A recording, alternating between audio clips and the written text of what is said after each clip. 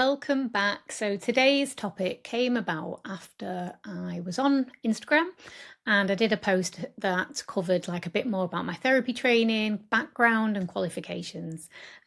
So if you're interested in that, head to my Instagram. But when I was doing that, I received messages asking for this episode. So here it is. And it was prompted by me saying that I'm trained in psychosexual therapy and sex and porn addiction counselling.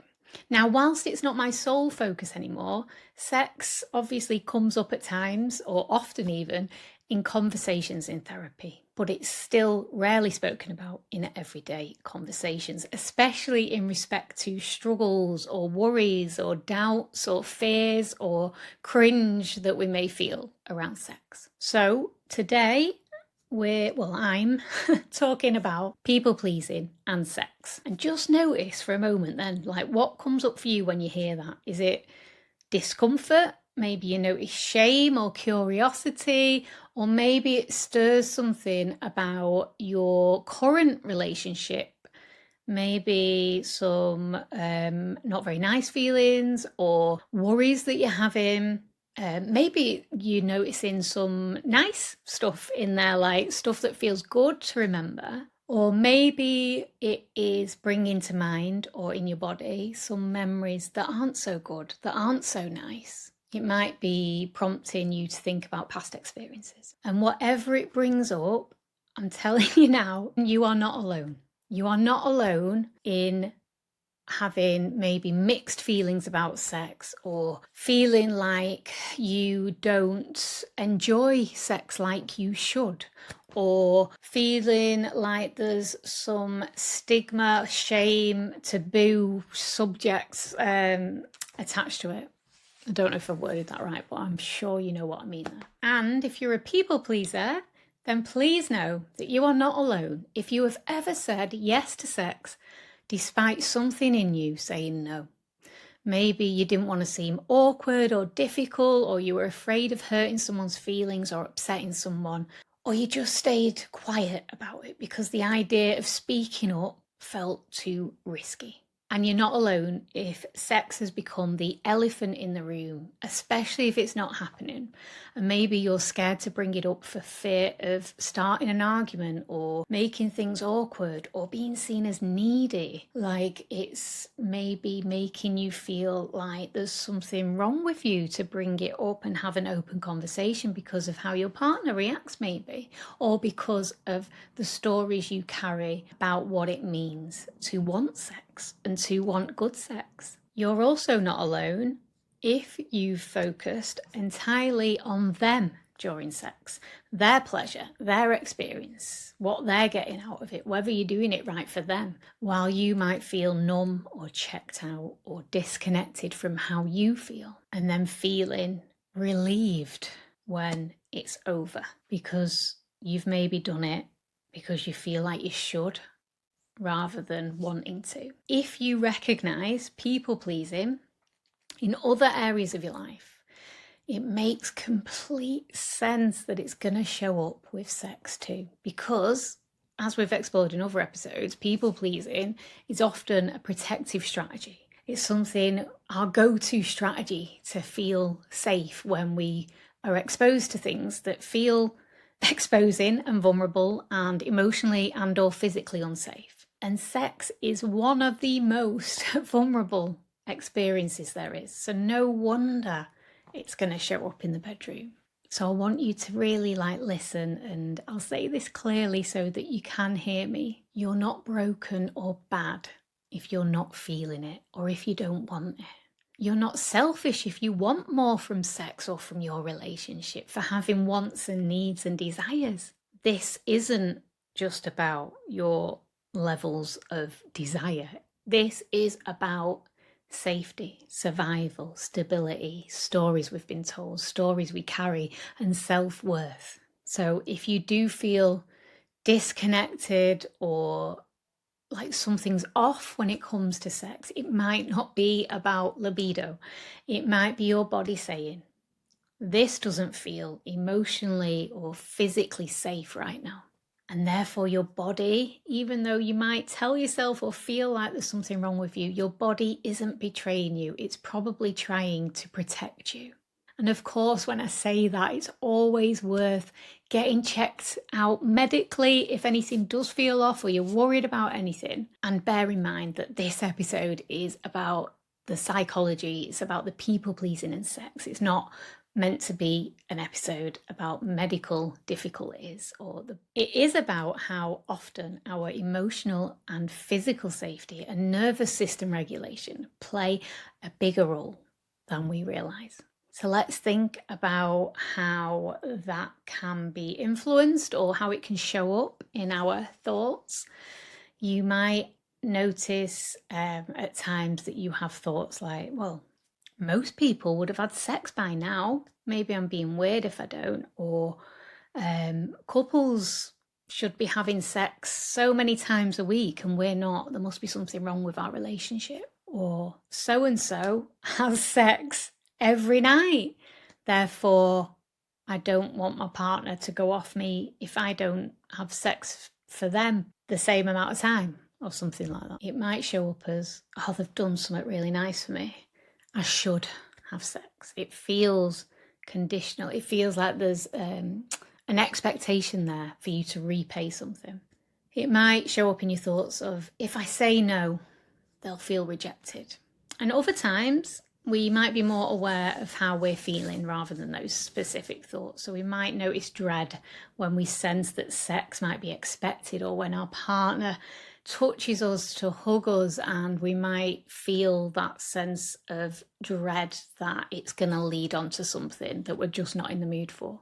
It might show up as shame for not wanting it at all, and for wanting it more, or for wanting it better, for wanting better sex or a better relationship. There might be shame attached to us having needs and wants. You might feel hollow or anxious or detached or disconnected or even resentful afterwards or even during. And often it's in our behaviours as well. So like going along with sex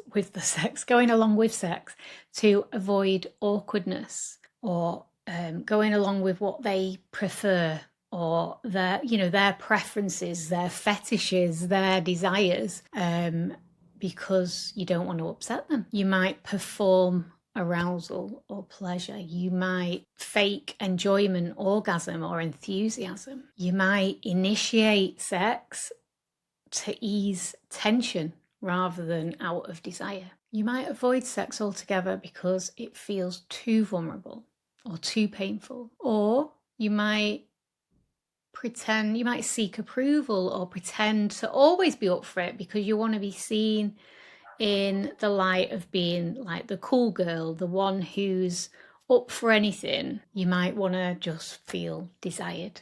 So just notice all of this. I know it's a lot, isn't it, to take in?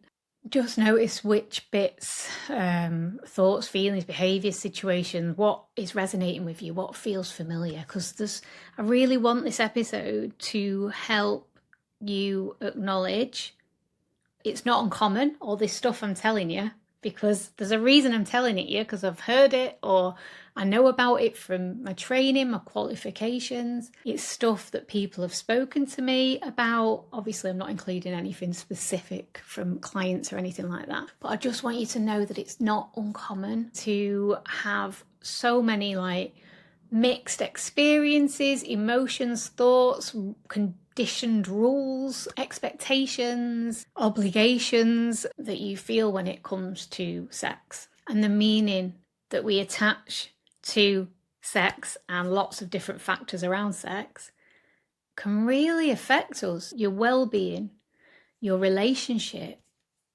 your day-to-day life, how you see yourself, how you see others, how you view the world. It's all tied up in it. I will try not to go off on a tangent with all that though. So as you notice what bits feel familiar, what resonates, you might be noticing something in your body, like a tightening or a lump in your throat, tension or anxiousness, nervousness, or feeling deflated, defeated, shut down. Allow some space for it to acknowledge it and see it and feel it and notice it, because it's all information. It's telling you what is attached to sex for you.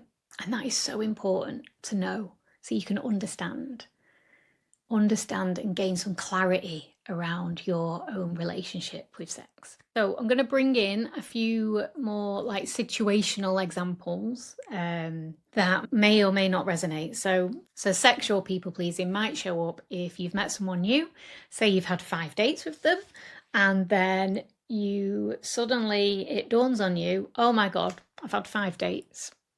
I should be having sex by now. Or they'll be expecting sex. I'm going to look frigid if I don't. Or I better have sex with them because it's been 5 dates. Like, again, this like idea, this like perceived expectation of you based on messages, spoken or unspoken, as to when or at what point you should be having sex with someone. Just this pressure, to meet those perceived expectations as well. Or maybe you're in a relationship and your partner's treated you, he or she has spent £250 on a hotel, or you're going away for the night, for the weekend, and it's like, oh my God, I can't wait to just have a break. You finally get in a little bit of a pause, a reset, a rest from everyday life, and then it dawns on you. A feeling of dread. Oh, I'm going to have sex with them. There's a feeling that you owe them. Like this treat that's been provided to you, that's been bought for you, you have to pay it back. It's conditional. That's how it might feel. And therefore, the excitement of that night or that weekend away just disappears because you just know you're going to have sex. And you might start thinking of ways to get out of it. Or, like I've said previously, it might be more in terms of the people pleasing that you go along with it. And when I'm saying these things, I'm not trying to shame anyone or anything like that. It's just really important to understand how and to notice how people pleasing shows up in the bedroom, so that you become more aware of it and aware of what's driving it and how to unlearn and untangle these patterns to establish a healthier relationship with sex that feels more authentic to what you want and need and desire. And maybe there is times you want sex but your partner doesn't. There's situations like that occur, and you then question whether or not you're wrong for wanting it. Your needs must be too much if they don't want it.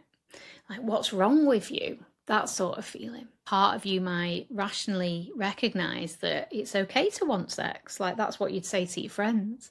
But then another part of you maybe doubts that and thinks that it's something where you are being a burden or difficult or too needy or unreasonable, maybe.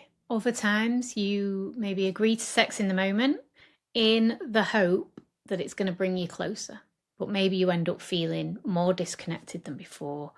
You might not initiate sex because you feel desire, but because things feel distant and you're trying to restore closeness. You might even find yourself cracking jokes about sex, making it light, masking how emotionally exposed or uncomfortable you feel, or having a drink to have sex. You might make comments or ask like, how was it for you?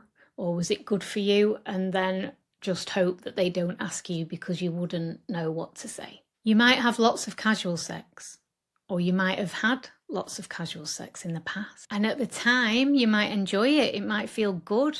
And then you notice afterwards, maybe you feel a bit cringe about it. Maybe you feel a bit like dirty after it, or maybe you feel quite empty and it wasn't necessarily sex itself that you were desiring, but a closeness or a connection or a feeling of acceptance or a feeling loved that you were craving.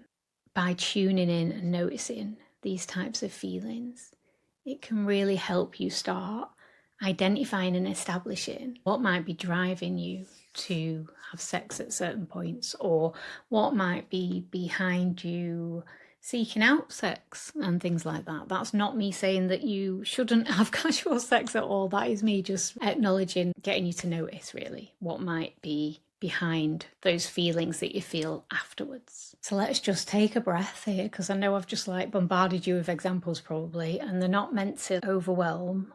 They're, as I say, they're here to help you notice patterns that you may have normalized, that you might think, well, it's just what you do. If you've not had sex for so long, you just have to shut them up and do it, or make sure things stay okay in the relationship and put yourself through it almost. And that's the thing, these patterns become normalized and feel like it's just what you do, because they're quite subtle sometimes. They can build up over time, especially in long-term relationships. Because if you are a people pleaser, you may spend years sacrificing yourself, suppressing your needs to avoid rejection. You may have been carrying the emotional tone of your relationship, perhaps playing peacekeeper, walking on eggshells around a partner who's unable to manage their emotions. You might be so used to doing what you can to minimize their stress, and so you carry that for them.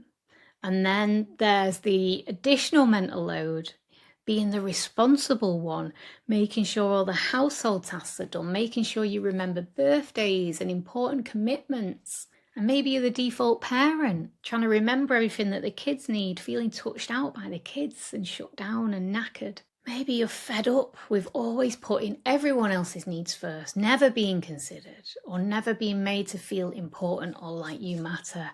And you're mentally, cognitively, physically, and emotionally exhausted.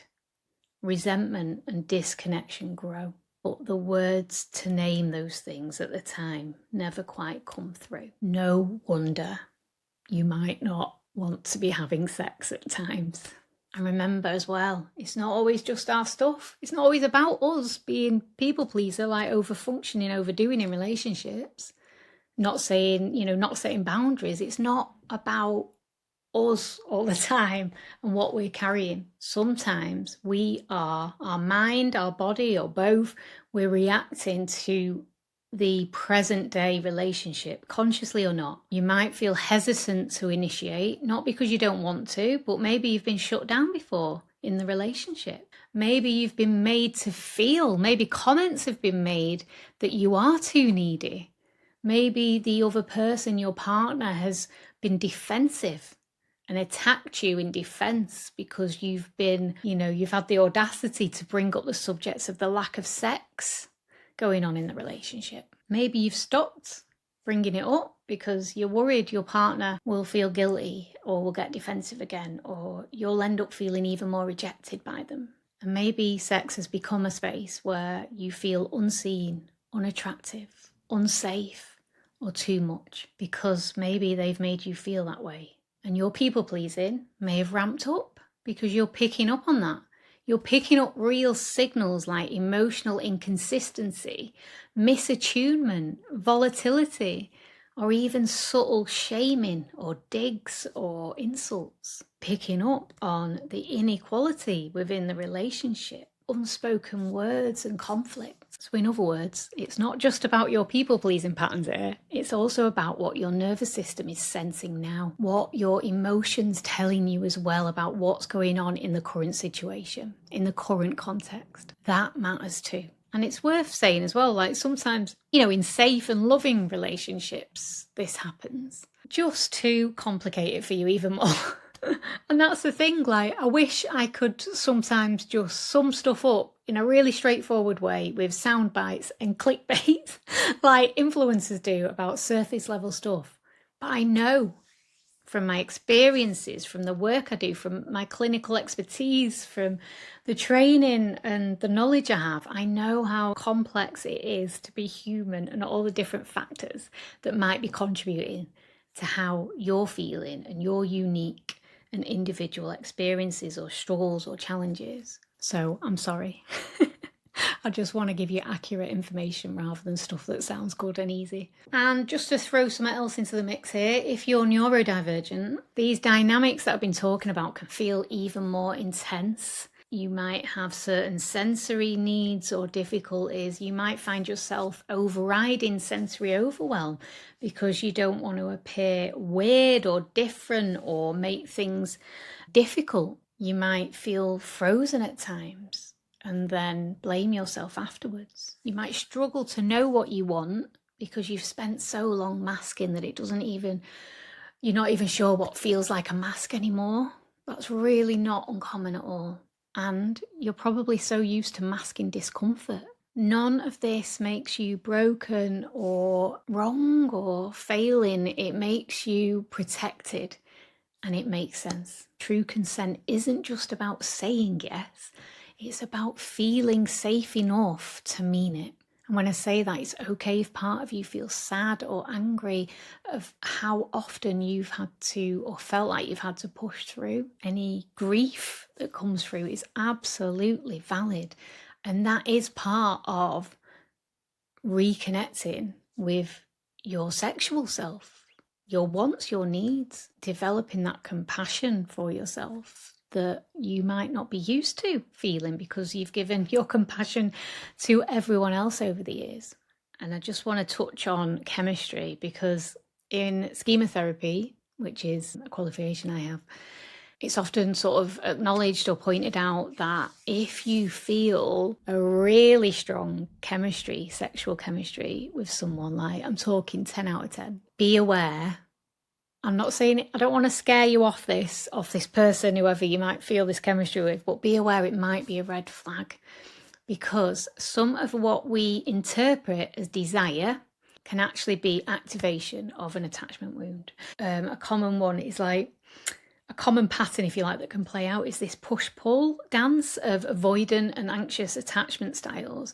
And it can feel, for the people involved, in particular the anxious person, it can feel intoxicating. And I'm saying this just to be mindful that sometimes sexual pull, sexual chemistry isn't about intimacy. It can be about stuff unresolved, like trauma, unmet childhood needs. It can be about validation, safety, or worthiness.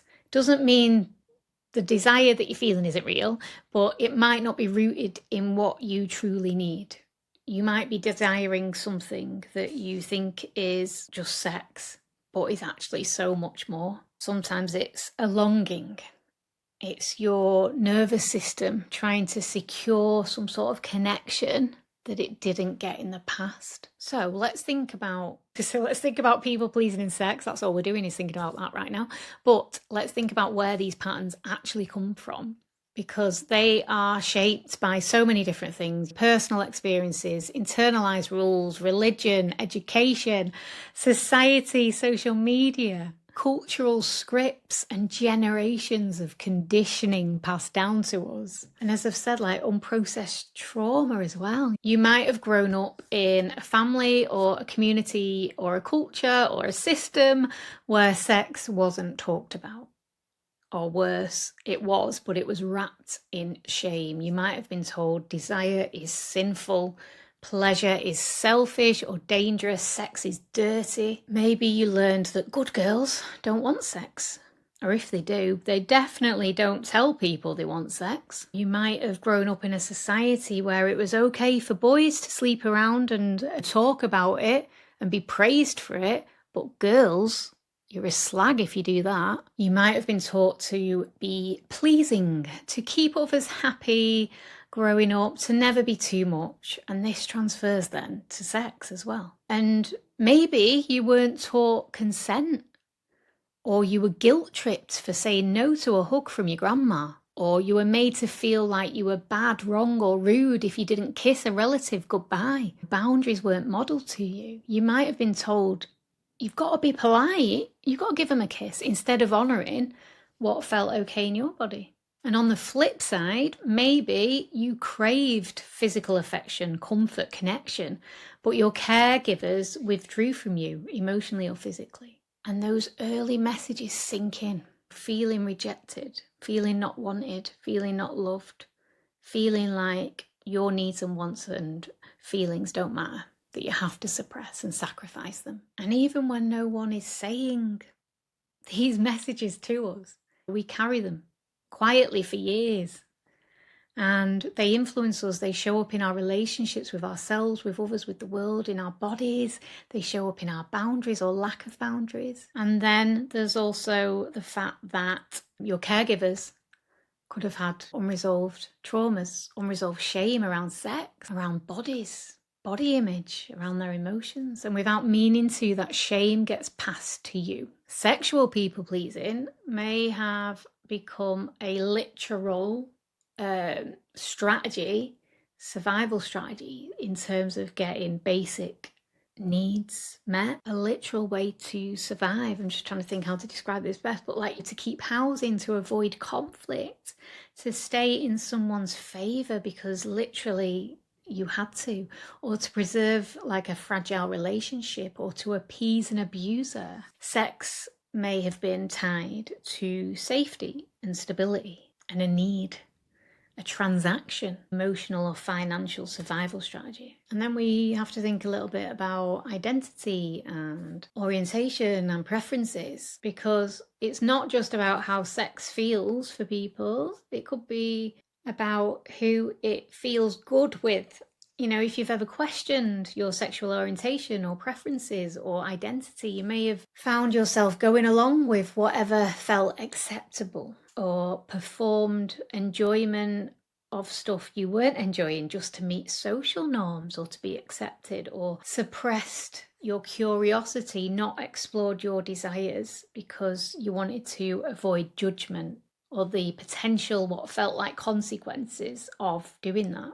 Maybe you stayed silent because the cost of being honest about your preferences, about your desires, about what you wanted to explore, the cost of that felt too high. You might feel like you're confused about your sexual orientation, and that might not be true confusion. It could be, not in all cases, but it could be a shame response. You know, you're allowed to explore your sexuality with curiosity, but it doesn't always feel like you're allowed. You might not have been taught that you're allowed. If we were to re-script it, sex, it doesn't have to be about performance, and it shouldn't be about performance. It should be about pleasure. It should be about playfulness. It can be messy. It can be tender. It can be adventurous. It can be slow. It can be fast. If it's what you feel like you need and you want, and it's consensual and safe, there's no right or wrong way to approach sex. There's no correct amount to want it. Everybody's drives or needs or preferences is different. What matters is that it feels aligned for you, and that you feel safe enough to be honest with yourself, and if you're in a relationship, your partner, and it is about what works for you. And yes, there is obviously, I'm not saying go the other way and stop people pleasing and disregard your partner completely and their needs, but obviously, as I say, we are focusing this episode on people pleasing and sex, and I can't cover every single element of this topic, even though I'm probably trying to right now. One thing I do want to include here is that desire doesn't always strike out of the blue. It's not always spontaneous, especially for women. So for women, desire is often responsive and not spontaneous. It grows from emotional safety, connection, attunement, validation. So if you're waiting to just feel ready, like just feel sex, like you want sex, and you're blaming yourself because you're not feeling that, then consider, is the context and the environment and the relationship or the person you're with, is it cultivating, and is it feeling like there's emotional safety there, there's connection there, there's attunement, there's validation? You might simply need more safety and not more pressure. Because sometimes, not always, but sometimes what looks like low desire is actually emotional exhaustion, burnout, or freeze response. It's an understandable, proportionate response to a situation that is perhaps feeling emotionally and or physically unsafe. And if you've experienced sexual trauma in the past, which unfortunately is more common than what you might think, but obviously people just don't talk about it, which is absolutely up to them if they want to or not, or feel able to or not. It's completely understandable if they don't talk about it. But I just want to say here, if you have experienced sexual trauma, then all this stuff I'm talking about, it might feel especially, and it might be especially complex. Of course it will be. And you don't need to rush, unpack, or untangle, or fix anything quickly. Your pace, your safety, your readiness is what matters most. And even if, for anyone listening, sex hasn't felt safe or enjoyable for a long time, that doesn't mean it can't. You don't have to figure it all out alone. There's a reason why psychosexual therapy is a specialism.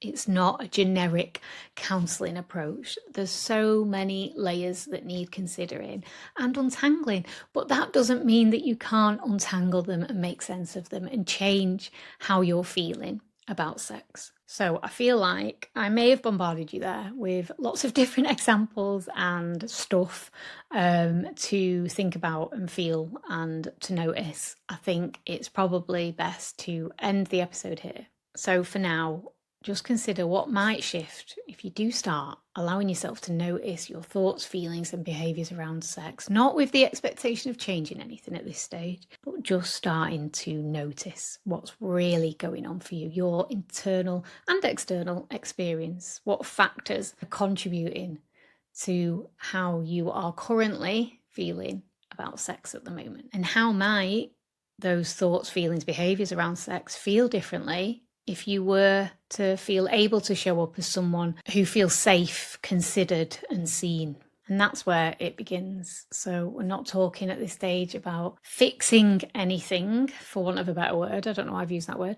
But this is about noticing, getting some clarity around what's really going on for you. And if something did land with you in particular today, maybe write it down, make a note on your phone, or just check in with your body. It's a powerful place to start. I will be doing another episode around this subject. Think of it as a part 2. And I'm going to have a psychosexual therapist joining me so we can chat more about practical strategies and tips and tools that might help you get more in tune with yourself or help you address difficulties around sex. And also, I'll chat with her about communication, like how to communicate what your preference is or your needs or your wants or what you're not liking when it comes to sex, and how to perhaps manage any awkwardness that comes up with that. But if you have listened to the whole thing, I know I've gone on much longer than I was intending to, then thank you. And I hope it has been helpful. Let me know on Instagram, Charlotte_Bailey_therapies, or if you're watching this on YouTube, please subscribe, please like, please leave a comment. You may not want to on this episode, but if you feel okay to on any others, then please do like or comment. And please subscribe to the channel. I'm still trying to win back the love of YouTube after having a bit of a break from posting, and the algorithm still does not like me. But for now, I will see you soon. Thank you for listening.